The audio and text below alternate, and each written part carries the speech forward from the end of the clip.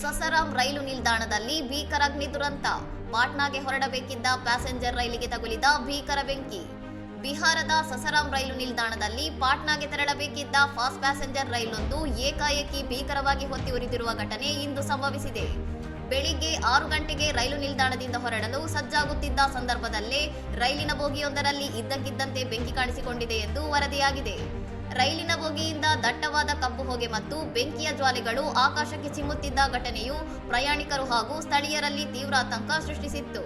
ಘಟನೆಗೆ ಸಂಭವಿಸುತ್ತಿದ್ದಂತೆ ಅಲರ್ಟ್ ಆದ ರೈಲ್ವೆ ಸಿಬ್ಬಂದಿ ಮತ್ತು ಅಗ್ನಿಶಾಮಕ ದಳದವರು ಹರಸಾಹಸ ಪಟ್ಟು ಬೆಂಕಿಯನ್ನು ನಿಯಂತ್ರಣಕ್ಕೆ ತರುವಲ್ಲಿ ಯಶಸ್ವಿಯಾಗಿದ್ದಾರೆ.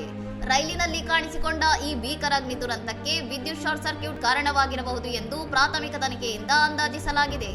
ಅದೃಷ್ಟವಶಾತ್ ರೈಲು ನಿಲ್ದಾಣದಿಂದ ಹೊರಡುವ ಮೊದಲೇ ಬೆಂಕಿ ಕಾಣಿಸಿಕೊಂಡಿದ್ದರಿಂದ ಹಾಗೂ ಮುನ್ನೆಚ್ಚರಿಕೆ ಕ್ರಮ ಕೈಗೊಂಡಿದ್ದರಿಂದ ಯಾವುದೇ ಪ್ರಾಣಾಪಾಯ ಅಥವಾ ಸಾವು ನೋವು ಸಂಭವಿಸಿಲ್ಲ. ಇನ್ನಷ್ಟು ಸುದ್ದಿಗಳಿಗಾಗಿ ನೋಡ್ತಾ ಇರಿ ಸವರಂ ಟಿವಿ.